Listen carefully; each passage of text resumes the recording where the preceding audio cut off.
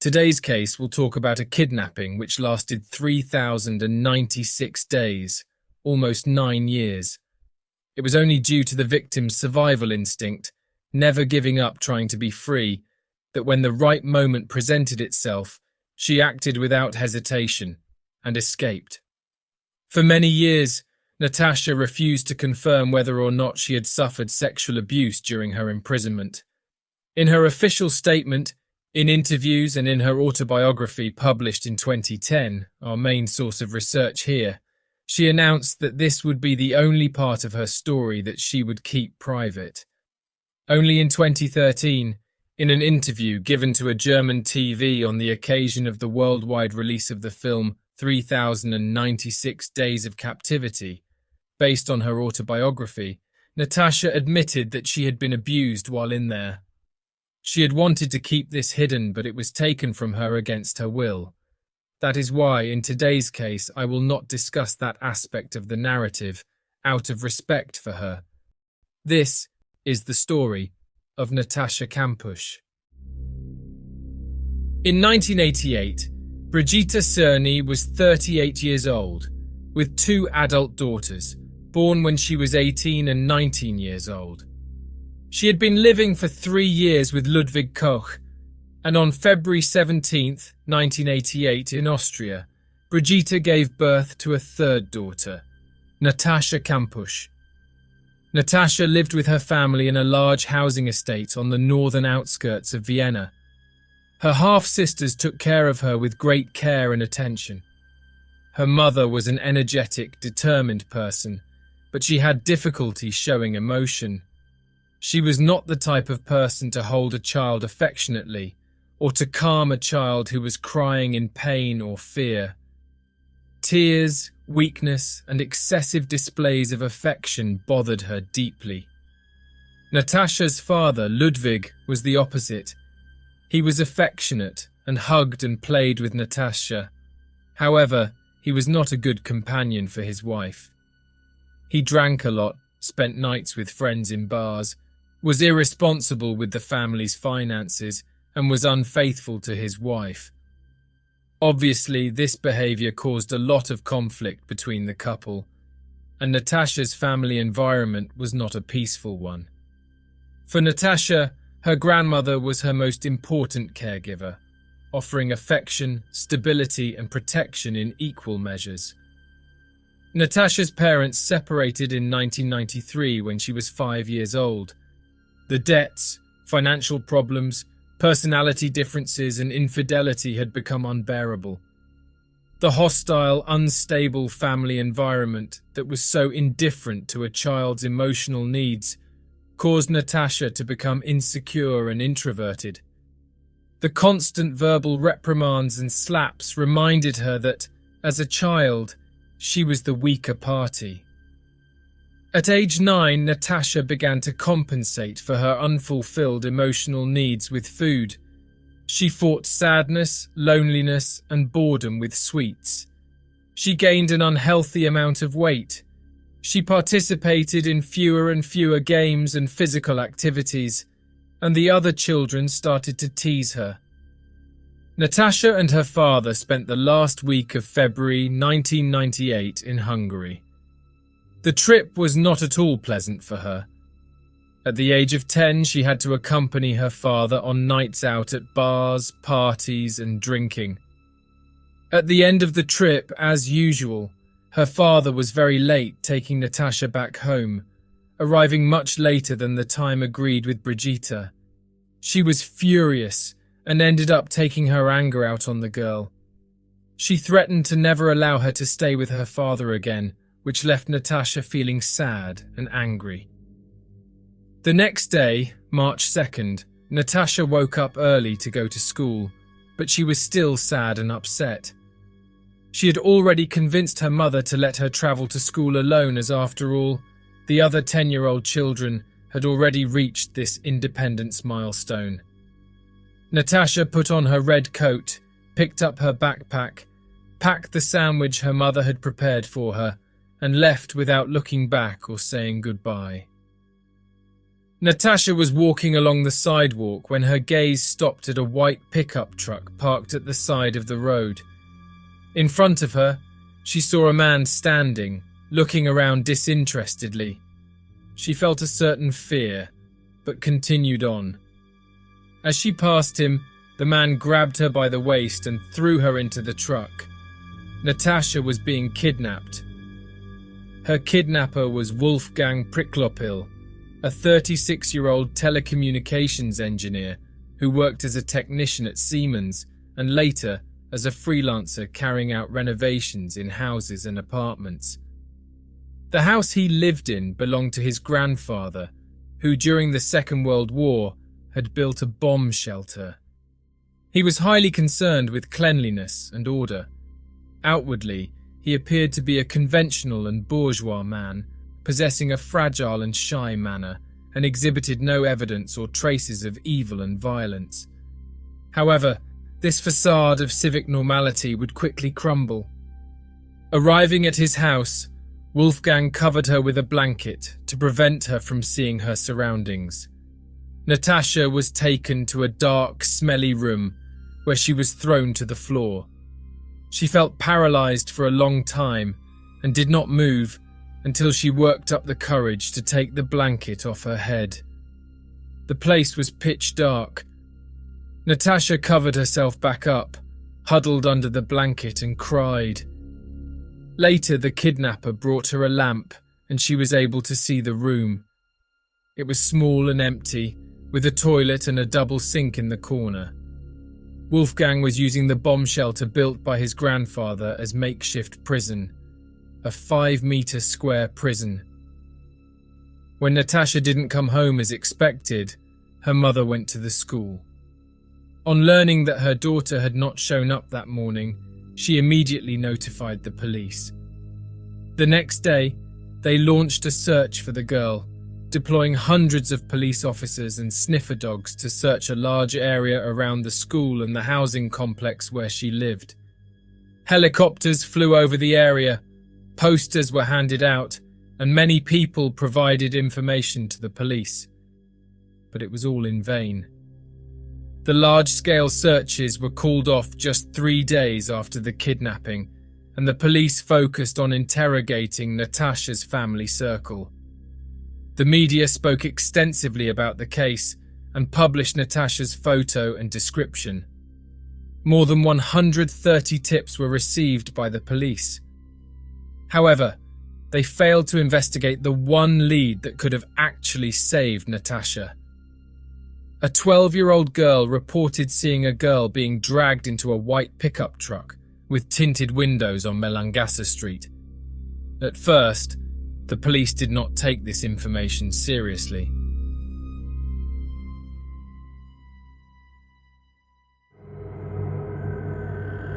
Natasha not only spent the first night in captivity, but for the next 6 months, she did not leave there for a single moment. Little by little, the kidnapper furnished the small captivity space with items he brought and some necessities the girl asked for. Food, clothes, books, games, coloured pencils, markers, and even a game's computer. He was cultivating an identity as her protector. However, he later demonstrated his high level of paranoia and psychopathy. From the outset, Natasha was subjected to various types of torture, which at first were less harsh, but became extremely violent over time. The captivity space had a fan that made an unbearable and constant noise. The kidnapper left the light on all the time. The odour of the place was unpleasant. This practice is known as sensory torture, which results in profound physical exhaustion, mental confusion, and an inability to think coherently. This was exactly what the kidnapper wanted. Although at first Wolfgang tried to be pleasant and helpful, he soon began using various methods of oppression to ensure that she would never try to escape or retaliate against him.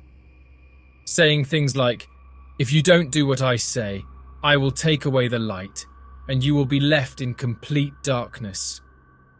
If you won't be a good girl to me, I'll kill you."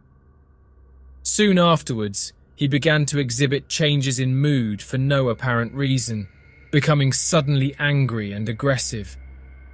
The daily threats and the inconstant mood of her jailer forced Natasha to adapt to her situation. She controlled her fear and tried to live up to the kidnapper's expectations. Perhaps, subconsciously, her experience of childhood punishment shaped her into a strong young woman. The days passed, and Natasha was aware that she would not be able to escape. Her only hope was the police searches, and she firmly believed she would be rescued.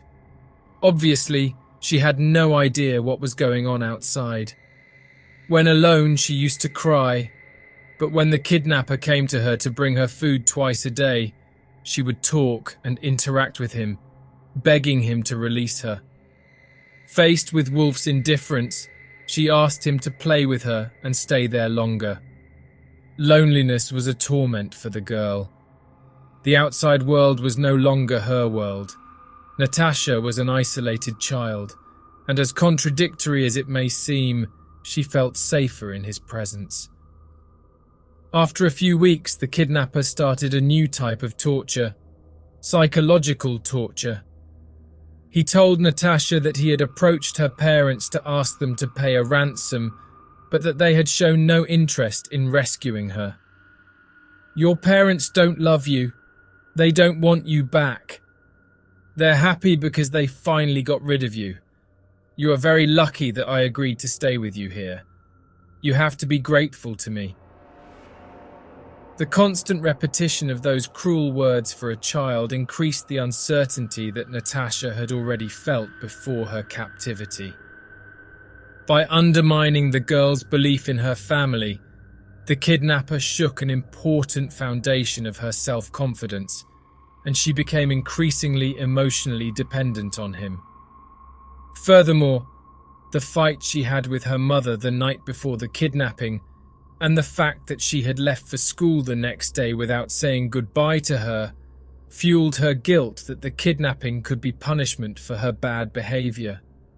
It is common for victims to blame themselves for the crime committed against them, but it is very sad to think that a girl of just 10 years old felt this. In the meantime, the police decided to act on the statement of the 12-year-old girl who witnessed Natasha being kidnapped. They released the girl's testimony and announced that in the coming days, white pickup trucks would be examined. This gave Wolfgang enough time to prepare. The police went to his house 40 days after the kidnapping and asked him to show them the vehicle. The kidnapper had filled it with rubble, claiming he was renovating the house. The police did not examine the truck, they just took Polaroid photos. While Wolfgang did not have an alibi for the day of the kidnapping, the police were satisfied and did not examine the house. They apologized for the inconvenience and left. It's unbelievable to think that the kidnapping could have only lasted 40 days if the police had done their job properly. A few days later, Wolfgang increased the level of psychological torture on Natasha. He continued to lie to her. "I gave up asking your parents for a ransom because they no longer communicate with me. They are not very interested in you. You have seen my face and know me very well, so I can't free you, but I decided that I will take care of you in any way possible." The kidnapper remained calm, ignored the girl's despair, and left. She was 10 years old, alone, and facing a life of imprisonment.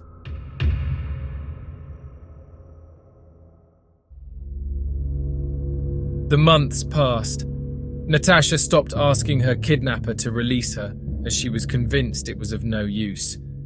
She arranged her captivity space with care. She cleaned every corner and decorated the bunker with drawings and paintings.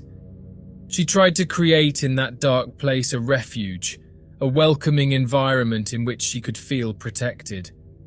Her kidnapper brought her a television, VCR, Walkman, and radio. Natasha spent her days in the company of books, TV shows and music. These were vital to maintain her mental health. However, they were also used as blackmail and punishment by the kidnapper. She lost the right to these items when she was not good. It turns out that it was not possible to predict or understand what the kidnapper considered being good. Sometimes, for the silliest of reasons, he would deprive her of the things she loved most. His mood swings became increasingly unpredictable. As he became more and more obsessed with controlling her, the kidnapper installed an intercom in the bunker so that he could speak to her without having to go down there. Over time, Natasha realized that it was more than a controlling mechanism. The intercom would also be used to torture her. He called non-stop, asking her what she was doing every minute of the day. Often, when he was angry, he shouted, and if she didn't answer the device, he would race down. Almost a year into captivity, Natasha became depressed and apathetic. Her emotional state bothered the kidnapper. He did not know how to deal with her sadness. He tried to cheer her up with games or sweets, but nothing worked. Then he offered something she had asked for several times, which he always denied her: a bath, a real bath. Until then, Natasha had cleaned herself in a sink in the bunker. She washed herself as best he could, but it wasn't pleasant at all. The promise of a bath made her very excited, not for the bath, but for the possibility of leaving there for the first time and seeing her kidnapper's house. Wolfgang made many threats and rules. "If you scream, I'll kill you. The doors and windows are rigged with explosives. If you try to run away, you die. Don't try to mess up, I'm watching you." Natasha agreed to his terms. One night, the kidnapper opened her prison door and ordered Natasha to follow him. She saw for the first time that she was trapped deep underground, hermetically sealed by a reinforced concrete door which weighed more than 150 kilos. To access the top floor, they passed through a narrow tunnel, climbed a staircase, then exited the basement through another door which was hidden behind an iron safe and a chest of drawers. She saw that any attempt to escape would be futile. No one would ever be able to hear her scream, much less find her. The entrance to her captivity space was very well hidden. If something happened to the kidnapper and she was down there in captivity, it would be like she'd been buried alive.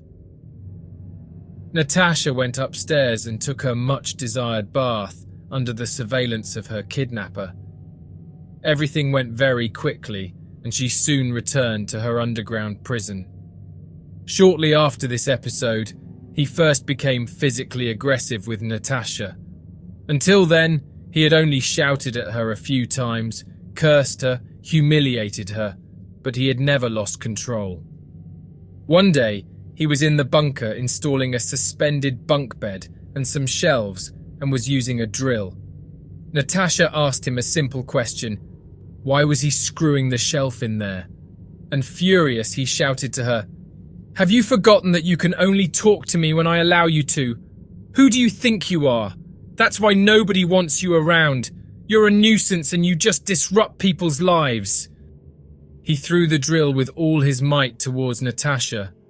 Fortunately, she managed to avoid it, and the drill didn't hit her. But that incident made an important impression on the girl. Now she knew that he was absolutely capable of hurting her if she didn't obey him. This made her even more scared and submissive. Christmas was approaching, and it was unbearable to think that she would spend the holidays alone in captivity. Like any child, Natasha loved Christmas, and this would be the first time she would spend it away from her family. The kidnapper tried to ease her sadness with gifts and even placed a small Christmas tree in the bunker. He also gave her sweets and a special meal. But the girl's sadness didn't lift. As the new year began, Natasha felt that the outside world was moving further and further away from her. Her memories of her old life became dark and unreal. as her visits to the upper floor became more frequent. Twice a week, she could shower upstairs and sometimes eat and watch television.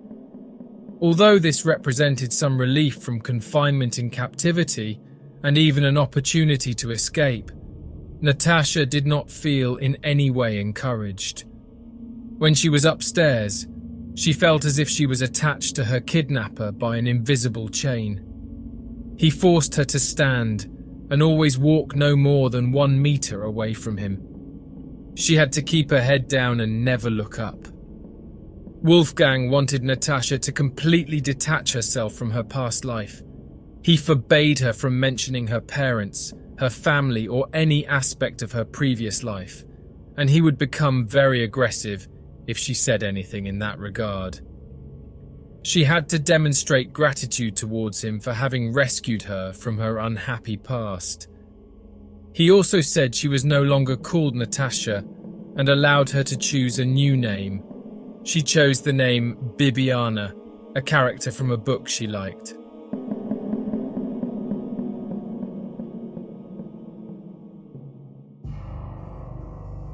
At the end of her 2nd year in captivity, her kidnapper was sure that he had bound her in a prison much stronger than an underground bunker with a concrete door. This was the psychological prison. Sure of this, he granted her something she really wanted, a few moments outside the house, in the open air. Time passed. Natasha grew up, and at the age of 12, she got her period for the first time. The kidnapper was very confused by this, and his paranoia reached an unprecedented level. He became hysterical when Natasha sat somewhere, afraid that she would mark the furniture, and treated her as if she were dirty and disgusting. But from that moment on, she was no longer a child, and he began to delegate domestic chores to her. Natasha cooked and cleaned the house alone, always observed, receiving harsh criticism and strict orders. Nothing was ever clean enough for Wolfgang, and she had to do and redo the same tasks over and over again. In addition to domestic work, Natasha was forced to help with renovation work on the upper floor of the house.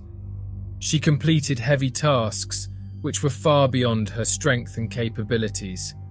She was just 12 years old and was subjected to forced prison labor. One day, while they were working on the renovation, Wolfgang asked Natasha to pass him a tool. When he saw that Natasha had given him the wrong tool, he became extremely angry. He shouted and picked up a heavy bag of cement and threw it at her. The bag hit her hard and she fell to the ground. It seems that this opened the door to his uncontrolled rage, and from this point on, he regularly beat her. He reacted violently to inattention, error, or any behavior that displeased him. Slaps, punches, kicks, and shoves were now part of the daily routine. Natasha was covered in bruises and in constant pain, but she couldn't cry or lament because this would irritate him even more. Sometimes she couldn't even find a position to sleep, so much was the pain in her body. At 14, Natasha spent the night upstairs for the first time. It was not liberating for her because the kidnapper kept her inside a room with the door locked and locked up with plastic handcuffs. It was the first of many nights that Natasha would sleep in her captor's bed. Shortly after sleeping in this room, Natasha tried to take her own life for the first time. Convinced that she would never escape and exhausted from her mistreatment, it appeared to be the only way out. She tried to strangle herself using articles of clothing, but was unable to do so. She made another attempt at age 15, using a sewing needle to slit her wrists, but she couldn't go all the way. It was then that the kidnapper began a new type of torture. He started to control and ration Natasha's food portions. He said she was ugly and fat, and that he was going to limit her food for her own good. At first, the restrictions were light. Then the food rationing turned into a campaign of terror, which drove Natasha, at 16 years old, to the brink of starvation. Food portions were drastically reduced. He would occasionally leave her without food for days at a time, as a form of punishment and torture. She felt increasingly weak, powerless, and sometimes she couldn't even stand up. It was another way for Wolfgang to keep her defenseless and under control after all. Who could have the strength to run away when you are starving? Increasingly paranoid about cleanliness, the kidnapper started to worry about Natasha's hair, and he made her put a plastic bag over her head every time they went upstairs. But this did not last long because he soon decided to shave her head. At 16, Natasha was bald, pale and gaunt. She weighed only 38 kilos, but her appearance did not bother the kidnapper. He demanded that Natasha walk around the house half naked, wearing just her underwear and a cap.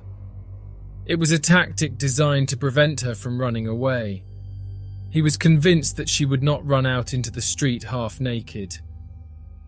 Natasha made a third attempt on her own life. In captivity, she had an electric griddle to prepare semi-cooked meals. She lit the stove and placed rolls of toilet paper on it so that they would catch fire. But when the small room began to fill with smoke, making the air almost impossible to breathe, her will to live returned with full vigor. Coughing profusely and barely able to open her eyes, she wet some clothes and threw them over the burning papers. This was a decisive event. From that moment on, Natasha was determined to survive and also to escape. She decided that she could endure any torment as she waited for the right moment to escape. At 17, Natasha began writing every day in a notebook all the attacks carried out by her kidnapper. These records seemed to somehow give her more strength and built a psychological resilience. August 20th, 2005. This morning, violent punches to the head, right shoulder, stomach, back, ear and eye, screaming, swearing and pushing as I went down the stairs. He strangled me, sat on top of me and pressed my mouth, suffocating me. He threw objects at me and pushed me violently against the bedside table. August 21st, 2005. Morning complaints, breakfast without cereal, swearing for no reason, punches, kicks and pushes, slaps to the face. He scratched my gums with his finger. August 23rd, 2005. Blows with a broom to the left elbow, arm and wrist, knees to the stomach. He wanted me to kneel. Slaps, punches. I didn't receive food today. As Wolfgang violently attacked Natasha and became increasingly out of control, fearful at the possibility that his crime would be discovered, he also expressed a desire to live a normal life. He wanted them to leave the house together, to go on tours and to go shopping. It was then that, after so many threats to kill her and to kill anyone she dared to ask for help, he took her out of the house for the first time. They drove by car and stopped briefly in an empty forest. After that first outing, Wolfgang was encouraged by Natasha's submissive attitude, and he subsequently took her out of the house more often.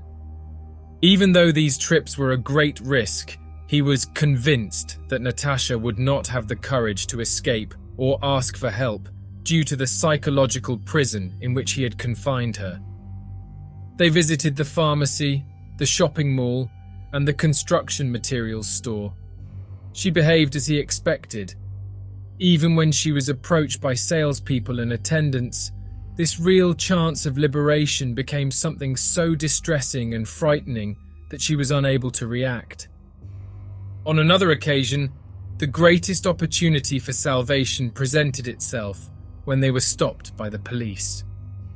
Faced with a police officer who approached them calmly asking for documents, Natasha just prayed that her expression would communicate to the officer that she needed help, as she was unable to move or speak. but nothing happened, and they were quickly released to go on their way. Wolfgang seemed satisfied with this new phase, in which he could fulfill his fantasy of a normal life with Natasha without her posing any danger to him. Just before the girl's 18th birthday, the man, who knew that Natasha liked skiing and he himself loved the sport, decided that the two of them would take a short trip to a ski resort.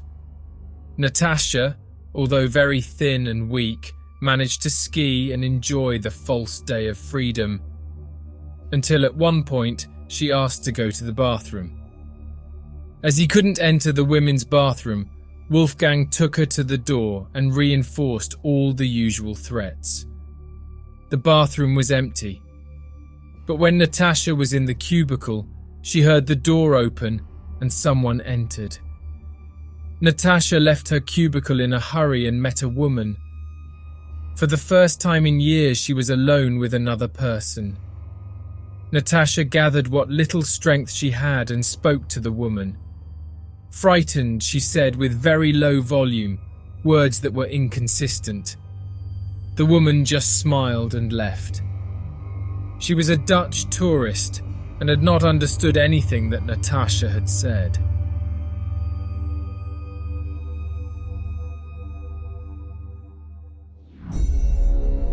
On her 18th birthday, on February 17th, 2006, Wolfgang went out of his way to please her with a large birthday cake, shaped like the numbers 1 and 8, covered with icing and decorations. He gave her an orange dress and other gifts. For her, birthdays had a significant meaning. She was a child when she was kidnapped. She survived her adolescence as a slave, and now she was a young adult. But she didn't want to continue living this way. She just had to wait for the right opportunity.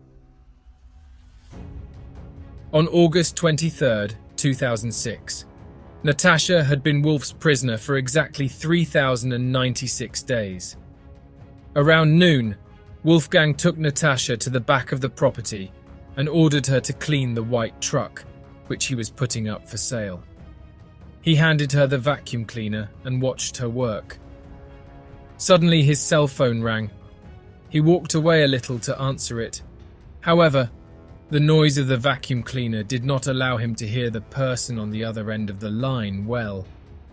Absorbed in the conversation, he moved further away, eventually leaving Natasha's field of vision. She was alone.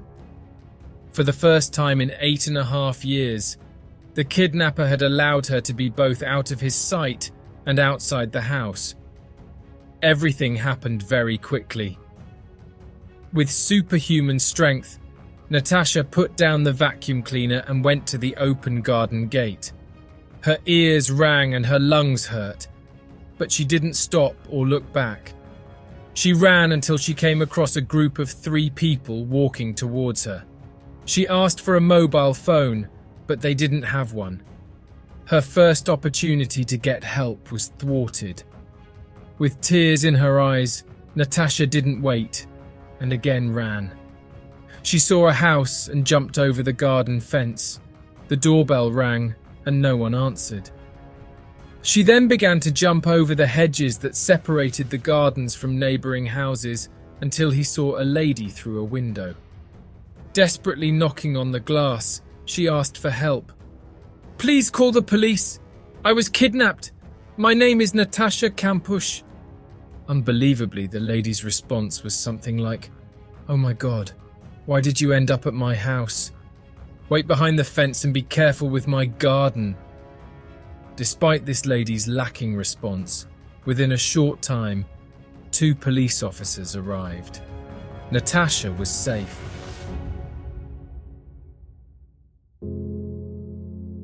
The Natasha case generated a lot of interest around the world.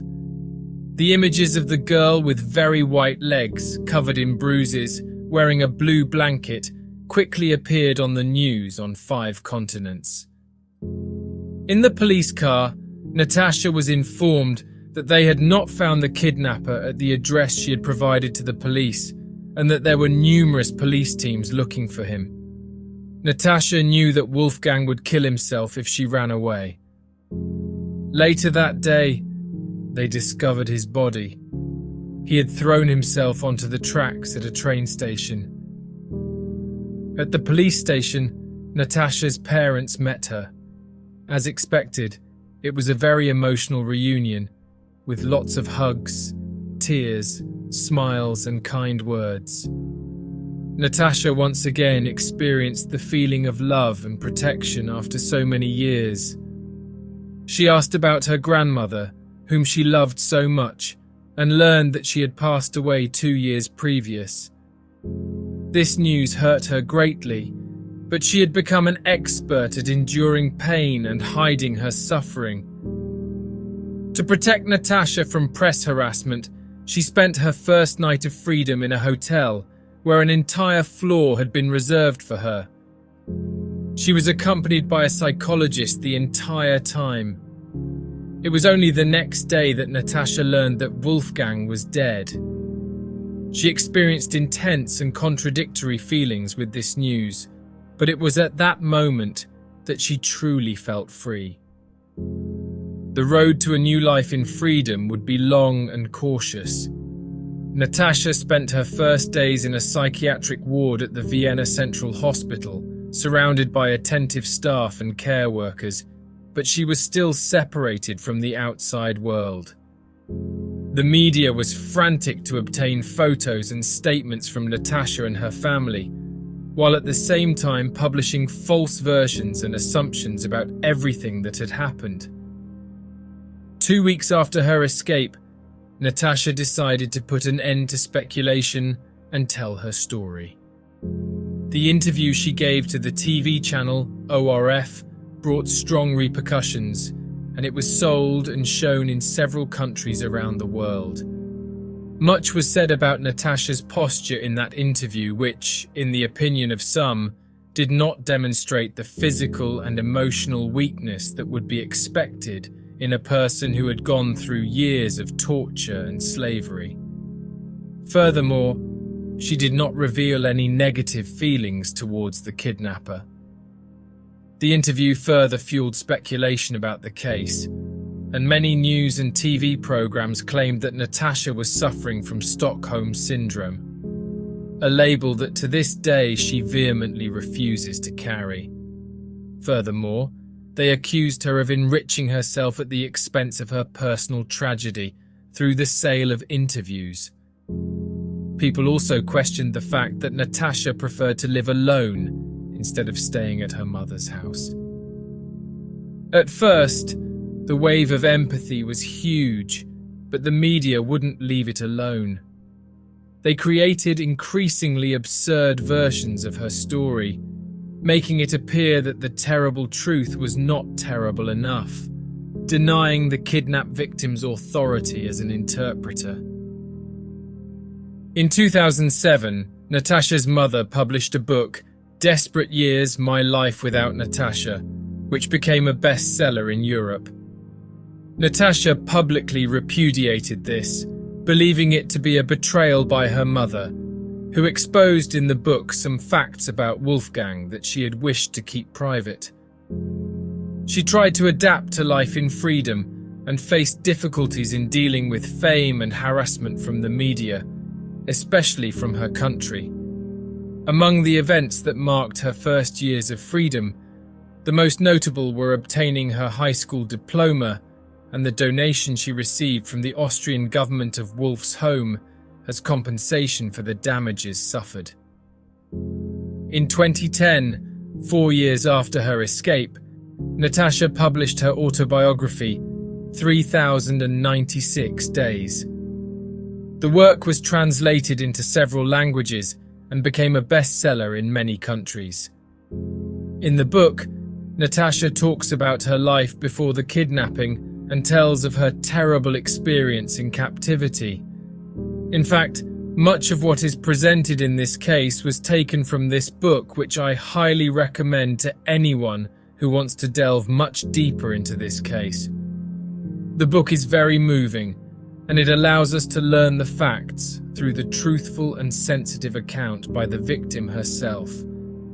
I'm just warning you, it contains strong details about physical attacks and torture, details that I didn't share here. Natasha published 2 other books. In 2016, on the occasion of the 10th anniversary of her escape, she launched 10 Years of Freedom. More recently, in 2019, she published Cybernider, where she denounces the brutal harassment she has suffered online, receiving hateful messages and threats to her life. She has lived alone, reclusively and reserved in her apartment in the center of Vienna. She rarely goes out into the streets so as to avoid being recognized and insulted. She continues to be harassed through phone calls and social media. Some people accuse her of having been Wolf's accomplice and a voluntary hostage during her years of captivity. She receives messages filled with hate and violence. Such harassment has already made her think about moving away from Austria. This case is very intriguing and complex. Due to the enormous repercussions generated, there is a lot of information available about the events that occurred and also about the theories that the media and society have constructed. It is very complicated for someone to think they can judge the behavior of a person who has gone through unimaginable atrocities and even worse, to think that they have the right to spread hatred and violence against the victim, condemning them to a new type of prison, a social prison, where their freedom to act and be is limited by society's merciless judgment.